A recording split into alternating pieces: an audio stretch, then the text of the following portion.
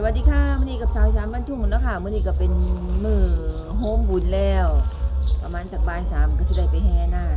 เรียนโปรยทานค่ะทั้งหมดประมาณพันกว่าลูกพันกว่าดอกทั้งเฮาพับเองอันนี้น้องที่ทำงานพับมาให้มีแต่สวยๆทั้งนั้นเลยค่ะอันนี้เฮาก็สั่งสำเร็จมาแล้วเฮาก็มาหยอดเหรียญอันนี้เฮาก็พับเองตื่มกันค่ะ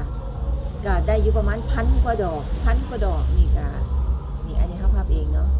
พันกว่าดอกแล้วก็สิได้เอามาแบ่งกันได้ผู้ละ200ประมาณนี้นะคะมื้อนี้กับสาวอีสานบ้านทุ่งก็สิได้ไปโฮมบุญเพิ่นแล้วก็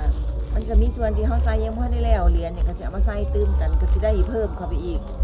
ก็สิแบ่งไปเฮ็ดบุญมื้อนี้ไปเฮ็ดบุญกับสาวอีสานบ้านทุ่งนะคะบุญงานบวชอุปสมบทหมู่บุญเดือน6แล้วมื้ออื่นเพิ่นก็สิมีจุดบั้งไฟนี่ง่ายได้หลายอนุโมทนาสาธุบุญนำเพิ่นนะ